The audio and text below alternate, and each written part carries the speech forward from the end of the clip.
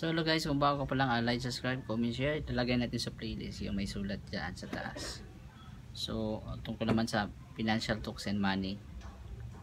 So yung unang mga video, ano yan sa relationship for this week, ganun din talaga ang gagawin mo. By process talaga yan, may step by step talaga yan. Hindi natin ma-shortcut ang lahat. Siyempre bricks by bricks, pieces by pieces, parang pagbuo ng bahay yan. Dito muna na portion yung pagkakaroon ng pera. Siyempre step by step yan. Nagsisimula muna sa maliliit na bagay yan, piso, barya, sandaan, kasi mga alam naman natin yung sitwasyon ngayon.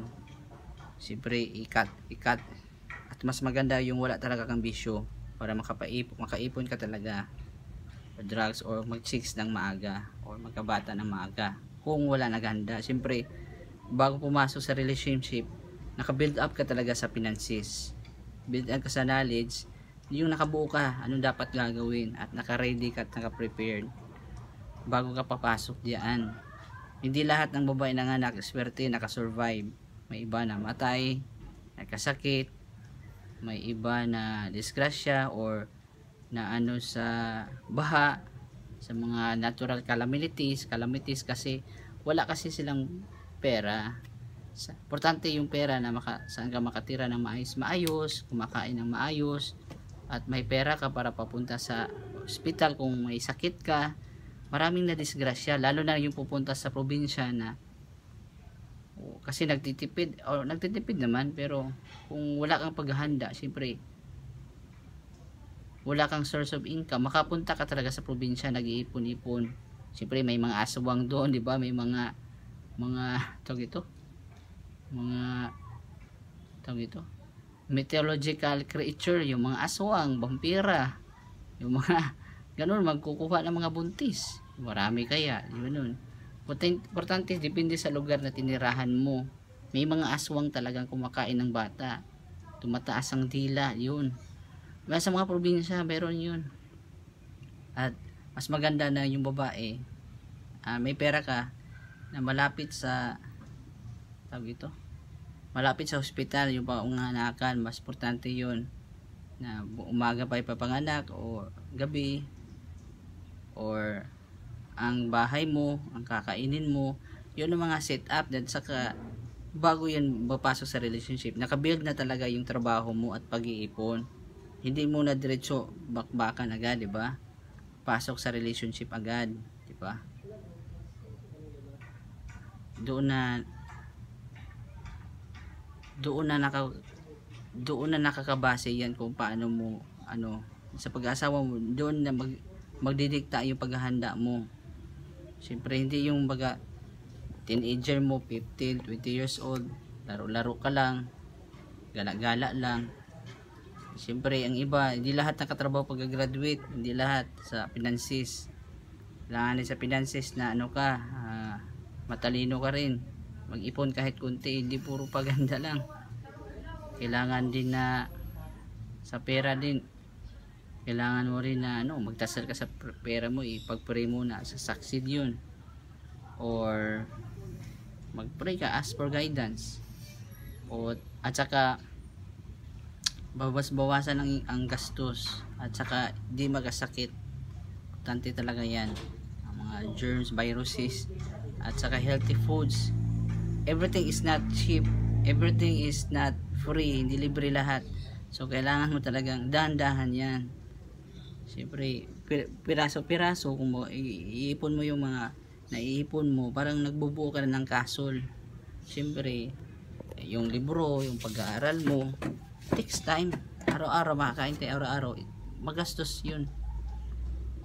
Lalo na yung mga gusto mo, yun ang hindi ko na gusto papasok sa relationship at nag-struggling ka sa pera, medyo magdalawang isip ka na, at lalo na may bisyo ka at laro-laro lang at hindi mo alam yung gagawin. Wala namang willing na tao na bibili ng libro, magbabasa siya. So nila may bisyo. Maraming nagbibisyo ngayon, maraming taong nagiinom ng alak, nagsisigarilyo, nag-drugs, at laro-laro lang, TV lang. Marami ng taong ganun, parang isip binata pa rin. Then walang pag-iipon, bihira lang na makaipon ngayon. Maraming nanonood ng mga social media, Netflix, YouTube, sa Facebook, mga video, maraming nanonood ngayon. Pero paghahanda o mga libro, bihira lang ang taong ganun. Bihira lang. Bihira lang ay book lover, makaipon, magpaplano, nag-i-imagine sa life. Bihira lang mga taong ganun. Puro lang hawak ng cellphone ngayon. Maraming taong ganun eh. Pagkagising sa umaga, cellphone agad. May mga taong ganun. Yan, papasok pa sa relationship, di ba? O yun. Then wala pang gabay sa Bible. Siyempre, ang pera, naka-involve talaga yan sa habit mo. O, sa mga kahiligan mo. Ano ba talagang pinaghandaan? At ano talagang intention mo? Kasi kahit mabuting tao, magagawa ng kasamaan yan kung hindi naghahanda. O, lalo na yung pera. Money is a good servant siya, but a bad master. Mabait siya, masunurin ang pera, pero bad siya na master kung siya ang susundin mo ang pera. Makagawa ka na ng masama dahil may pangarap ka na hindi ka makatiis. Nagsisimula talaga sa maliit na bagay. Ipon-ipon, simula sa maliliit na mga hulog, mga 20, 30, 50, depende sa iyo. Totoo talagang barya, makaipon talaga. At saka limit sa sugal. Kung may sugal, dapat pagkakitaan mo. Marami kang diskarte, lalo na 2-3 bata ngayon. Medyo sahod mo, depende ang sahod mo. Dapat naka-strong ang foundation sa sahod mo. At ipon or pagkakitaan o negosyo or investment, depende sa iyo. Basta may kita ka talaga, yun talaga importante. At alam mo sa pera, yun naman kasi ang gusto nila eh. Kung ano bang maahin mo sa maraming pera kung hindi ka nag-enjoy sa pera mo. May iba nanalo sa loto or nakapagmana ng malaking pera. Siyempre, kung marami kayong kapatid, mag-away-away kayo. Marami ding mga sakit. Number 1, sakit, mag-ubo-ubo, sipon. Yan, challenging yan. Yung kain mo araw-araw, siyempre doon naman talaga yan. Din ang natitira mo, kunti lang talaga. Let us be realistic, makatotohanan. Siyempre kung may gamit ka, siyempre hindi ka masyadong galabas-labas, kaya ng labas-labas, gala-gala, pasyal-pasyal. Ako magpapasyal lang ako, minsan lang ako magagastos ng malaki or maggala-gala kasi alam ko pamasahe mahal na. At depende naman, hindi ka ba natatakot sa akin? At marami ding mga pera din, di ba? Kailangan mo nakaimbak ka. Kasi kung hindi ka maghahanda, mapupunta ka talaga sa shortcut, mga bad shortcut talaga. Kasi depende, ganun din ang tatay mo, ganun din gagawin mo, siyempre. Kailangan talagang baguhin ang buhay mo. Kailangan mo talagang mula sa isip binata, kailangan mo talagang isip may asawa, ganun. Kung papasok ka, kung teenager ka, so ang binata kasi bili na bili lang, di ba? Kain ng kain lang, mga matatamis, alak-alak lang, red horse lang, di ba?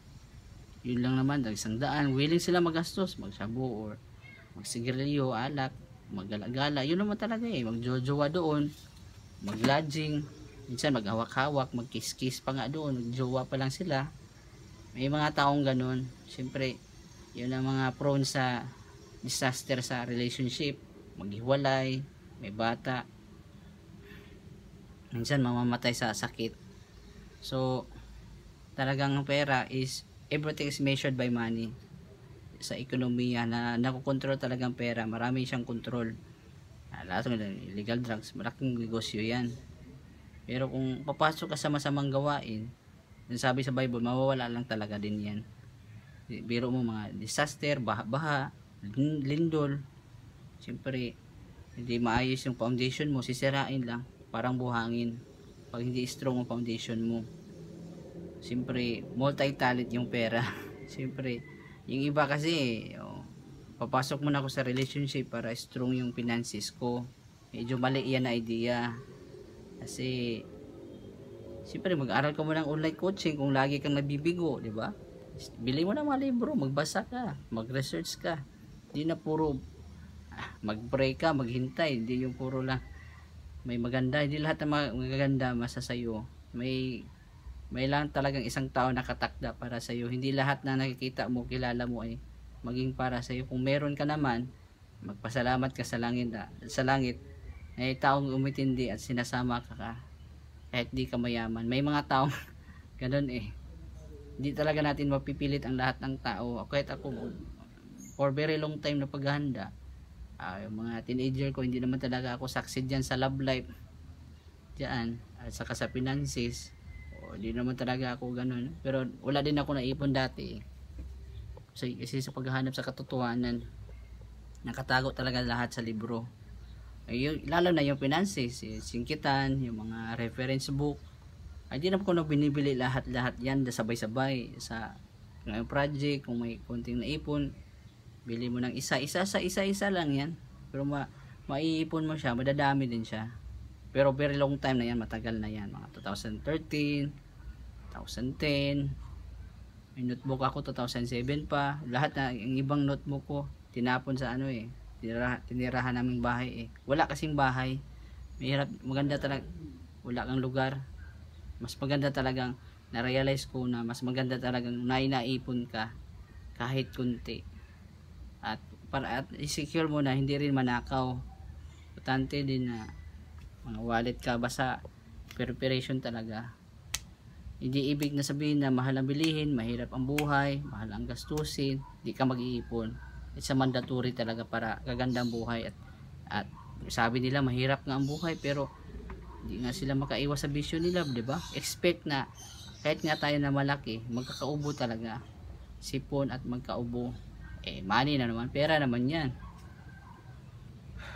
At lalo naman talaga araw-araw kumakain talagang tao. Yun ang sabi sa let's making money. Ang may dalawang klaseng bagyo ang buhay. Bagyo na kalamidad at bagyo na sa pera araw-araw.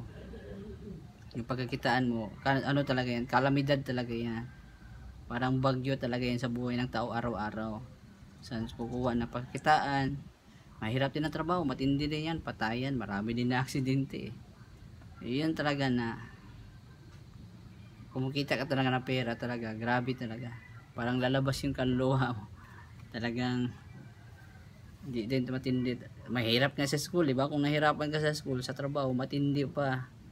So, matindi talaga ang mga trials at pagdadaanan mo. Marami din mga so, ang masasabi ko sa mga younger years, young people, mag-ipon kayo kasi yung pagtatrabaho, di madali talaga. Maswerte na lang yung nakapag-ipon at nag-invest o nag-negosyo compare ka talaga sa magtatrabaho. Matindi talaga, mahirap. At patayan talaga yan. Parang sugal yan, pwede mawawala ang buhay mo anytime dyan sa trabaho. Depende rin sa klase na trabaho. Oo, magkunting mali lang, papagalitan ka minsan, magdisgrasya pa, magkaproblema. Mag-expect ka talaga na mahirap talaga yan. Mas maganda talaga yung nakaipon ka at masaya sarili kang negosyo. Walang yung mayaman sa empleyado. Bano lang yan, makaipon lang. Bagay lang yung work sa mga single na mga 15 years old to 20. So 10 years yung paghahanda, mag-i-invest siya o manegosyo, yumaman at gumanda ng buhay. Doon na siguro siya hanap ng relationship. Doon na. At life coaching din, yung mga online coaching, si Money Winger meron din yung mga ganun, mga tuturo paano magligaw. Siyempre meron din ganun talaga pala. Hindi lahat ng laking pera, laki ng gastos mo, iniiwan ka pa rin. Ganun talaga na teknikan talaga yan. Yan talaga ang kailangan mo sa marami. Mag-asa akin, maganda talaga ang maraming pera compare sa buhay na walang pera. Kasi sa wala kang pera, wala kang pera, makikitira ka lang sa ibang bahay. Hindi libre yung pagkain. Hindi lahat libre. Mas maganda lang talagang may pera ka at nagbabudget. Kailangan na may pagkakitaan ka, business or investment or anything. At mag-ipon din kahit may pera ka ng pagkitaan. Talagang mag-aanda, mag-imbak at saka hindi manakaw. Kailangan din na mga plano mo, mga project mo, talagang kumikita din ang paggagastos mo. So project ko ngayon ay makabili ng life vest at saka snorkeling. Kasi dati yung nakaraang buwan di ako nakaipon kasi ubo-ubo puro napunta sa gamot, sa food supplement, Santon Plus Gold. Kung hindi pa talaga, kung wala pa talaga akong sa Santon Plus Gold, ubo na, grabe na siguro yung sakit ko ngayon. Pero kailangan talagang kumastos. Iwas naman ako sa bisyo, wala naman akong alak, wala sigarilyo, baka mahina lang yung immune ko. So duda ko yung singaw, bakterya pala talaga yun. So talagang marami talagang isipin sa buhay kasi health is wealth talaga yan. Kayamanan yung walang sakit. Paano babaanin yung maraming pera, babalik-balik ka sa ospital, malaki kayang gastos. Yung katawan, walang ubo, walang mga cancer, diabetes, or high blood, syempre malaki ang gastos yun. So nawala kang sakit, gagastos ka rin kung may sakit. Syempre be wise lang tayo na prevention is better than a cure. Hindi mo masabi o malaman or saan mahanap yung mga hindi magkakasakit. It takes time.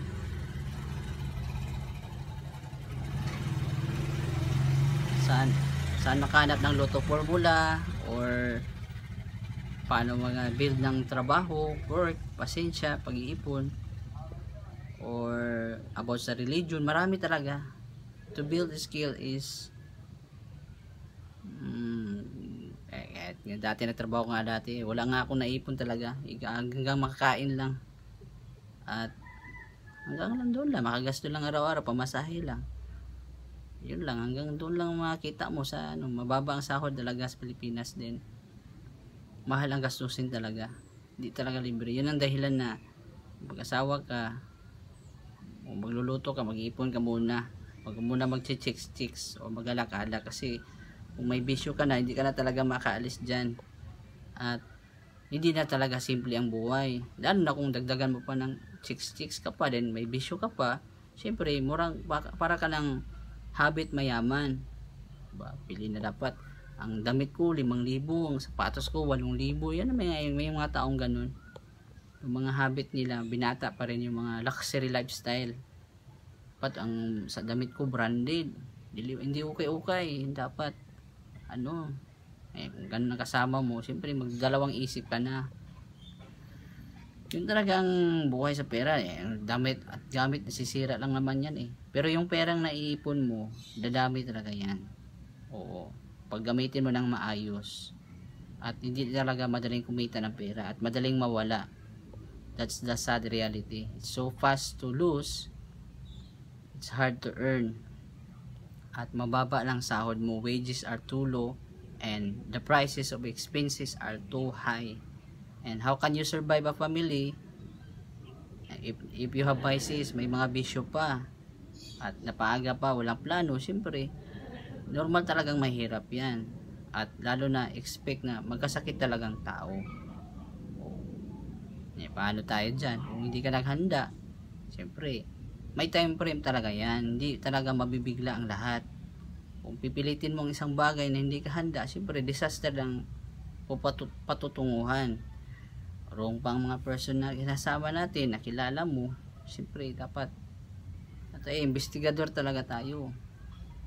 So pagpatuloy tayo sa next part po. Have a peace, love you all.